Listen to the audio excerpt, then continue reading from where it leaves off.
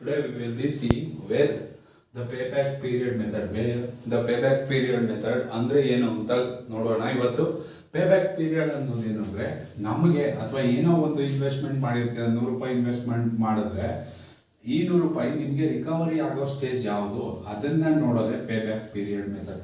ಆ ರಿಕವರಿ ಆಗೋ ಪೀರಿಯಡ್ ಇದೆಯಲ್ಲ ಅದನ್ನ ಪೇಬ್ಯಾಕ್ ಪೀರಿಯಡ್ ಅಂತಾರೆ. ಇದರಲ್ಲಿ ನಮಗೆ ಕ್ವಶನ್ ಅನಲೈಸ್ ಆಗೋದು ಅಥವಾ ನಮಗೆ ಕ್ವಶನ್ಗಳು ಯಾವ ರೀತಿ ಕೇಳ್ಬೋದು ಎಕ್ಸಾಮಿನೇಷನ್ಗೆ ಅದನ್ನ ನೋಡ್ತಾ ಹೋಗೋಣ. ಈಗ ನಿಮಗೆ ಇವಾಗ ನಾವು ನೋಡೋದು ಅಂದ್ರೆ ಸಿಂಪಲ್ ಕ್ಯಾಲ್ಕುಲೇಷನ್ ಅಥವಾ ಫಾರ್ ಎಕ್ಸಾಂಪಲ್ ಸಿಂಪಲ್ ಕ್ಯಾಲ್ಕುಲೇಷನ್ ಯಾವ ರೀತಿ ನೋಡ್ಬೋದು ಅಂದ್ರೆ ಏನಂತಾರೆ ಅಂದ್ರೆ ಫಾರ್ಮುಲಾನ ಬರ್ಕೊಡೋಣ. ಫಸ್ಟ್ ಏನು ಅಂದ್ರೆ ಒರಿಜಿನಲ್ ಇನ್ವೆಸ್ಟ್ಮೆಂಟ್ ಅಥವಾ ಒರಿಜಿನಲ್ ಕಾಸ್ಟ್ ಏನು ಇನ್ಕಾರ್ಡ್ ಮಾಡಿದ್ದಾರೆ ಅಥವಾ ಏನು ನಾನು ಪರ್ಟಿಕ್ಯುಲರ್ ಇನ್ವೆಸ್ಟ್ಮೆಂಟ್ ಮಾಡಿದ್ದೀನಿ ಅದನ್ನ ತಗೊಂಡು ಅದನ್ನ ಯಾವುದಕ್ಕೆ ಕಂಪೇರ್ ಮಾಡ್ತಾರೆ ಅಂದ್ರೆ ಕ್ಯಾಶ್ ಫ್ಲೋ ಅಥವಾ ಕ್ಯಾಶ್ ಫ್ಲೋ ಬಂದಿರುತ್ತಲ್ಲ ಅದಕ್ಕೆ ಕಂಪೇರ್ ಮಾಡ್ತಾರೆ. ಡಿವೈಡೆಡ್ ಬೈ ಕ್ಯಾಶ್ ಫ್ಲೋ ಅಂದ್ರೆ ನನಗೆ ಎಷ್ಟೆಷ್ಟು ರಿಸೀವ್ ಆಗ್ತಾ ಇದೆ ಆ ಇನ್ವೆಸ್ಟ್ಮೆಂಟ್ ಅಲ್ಲಿ ಅದನ್ನ ಕಂಪೇರ್ ಮಾಡ್ತೀವಿ. ಅದು ಆಕ್ಚುಲ್ ಫಾರ್ಮುಲಾ ನಾವು ಪೇಬ್ಯಾಕ್ ಪೀರಿಯಡ್ಗೆ ಯೂಸ್ ಮಾಡೋದು. ಅರ್ಥ ಆಗ್ತಾ ಇದೆಯಾ?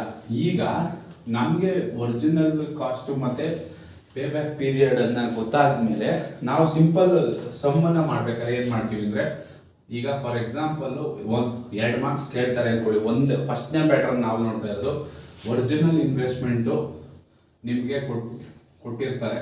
ಆ ಒರಿಜಿನಲ್ ಇನ್ವೆಸ್ಟ್ಮೆಂಟು 1 ಲಕ್ಷ ಅಂತ ಇಟ್ಕೊಳ್ಳಿ. ನೆಕ್ಸ್ಟ್ ಆನ್ಯುಯಲ್ ಕ್ಯಾಶ್ ಫ್ಲೋ ಅಥವಾ ಆನ್ಯುಯಲ್ ಕ್ಯಾಶ್ ಫ್ಲೋ ನಿಮ್ಗೆ ರಿಸೀವ್ ಆಗ್ತಾ ಇರೋದು ಪ್ರತಿ ವರ್ಷ 20,000 ಇಟ್ಕೊಳ್ಳಿ ಈಚ್ ಇಯರ್. ನಾವು ಅವ್ರೇನ್ ಹೇಳ್ತಾರೆ calculate payback period or PBP. Now you know that original investment divided by annual cash flow. Formula annual cash flow.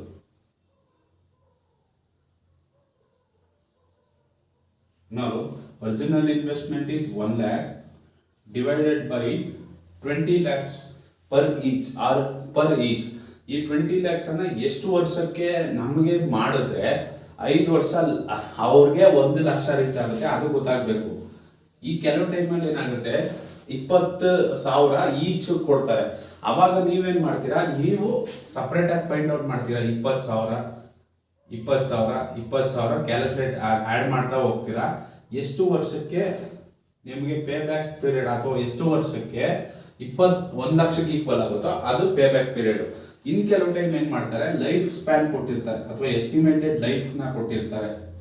Estimated life ಎಷ್ಟು ವರ್ಷ, 5 ವರ್ಷ ಆಗಿರ್ಬೋದು, 4 ವರ್ಷ ಆಗಿರ್ಬೋದು, ಎಷ್ಟು ವರ್ಷಕ್ಕೆ ಈ ಕ್ಯಾಶ್ ಫ್ಲೋ ರಿಸೀವ್ ಆಗುತ್ತೆ ಅಂತ 5 ವರ್ಷ ಕೊಟ್ಟಿದ್ರೆ ಅದು ನಿಮ್ಗೆ 1 ಲಕ್ಷ ಆಗುತ್ತೆ ಅಥವಾ 1 ಲಕ್ಷ ಆಗುತ್ತೆ, 2 ಲಕ್ಷ ಆಗುತ್ತೆ, 3 ಲಕ್ಷ ಆಗುತ್ತೆ. ಅವಾಗ ಗೊತ್ತಾಗ್ಬಿಡುತ್ತೆ ನಿಮ್ಗೆ ಎಷ್ಟು ವರ್ಷಕ್ಕೆ ಈ ಎಸ್ಟಿಮೇಟೆಡ್ ಲೈಫ್ ಇದೆಯಲ್ಲ ಎಷ್ಟು ವರ್ಷಕ್ಕೆ ರಿಕವರಿ ಆಗುತ್ತೆ ಅಂತ ಅದು ಕೊಟ್ಟಿರಲ್ಲ ಪೇ ಬ್ಯಾಕ್ ಪೀರಿಯಡ್ ಅಲ್ಲಿ. ಅದನ್ನ ಫೈಂಡ್ ಔಟ್ ಮಾಡೋದಕ್ಕೆ ನಾವು ಈ ತರ ಕ್ಯಾಲ್ಕುಲೇಷನ್ ಮಾಡ್ತೀವಿ. Original investment divided by annual cash flow that we will be taken to calculate that original or estimated period, what the period required to recover something or ಯಾವ್ದು investment ಮಾಡಿರೋದು ನಮ್ಗೆ ಯಾವಾಗ ಬರುತ್ತೆ ಅದನ್ನ ನೋಡೋದಕ್ಕೆ ನಾವು ಕ್ಯಾಶ್ ಫ್ಲೋ ಅನ್ನೋದನ್ನ ಯೂಸ್ ಮಾಡ್ತೀವಿ. ಈಗ ಕ್ಯಾಶ್ ಫ್ಲೋ ಎಷ್ಟು 20,000 ರೂಪಾಯಿ. ಈಗ ನೋಡಿ 20,000 ಡಿವೈಡೆಡ್ ಬೈ 1 ಲಕ್ಷ ಮಾಡಿದ್ರೆ 5 ಸಿಗುತ್ತೆ. ಏನಿದು 5 ವರ್ಷ. ಈಗ ಈ ಸಮ್ಗೆ 5 ವರ್ಷ ನೀವು ಇಲ್ಲೇ ಮಾಡಿದ್ರೆ ನೋಡಿ 20 5 ವರ್ಷ 20,000 ಬಂದ್ರೆ 1 ಲಕ್ಷಕ್ಕೆ ಈಕ್ವಲ್.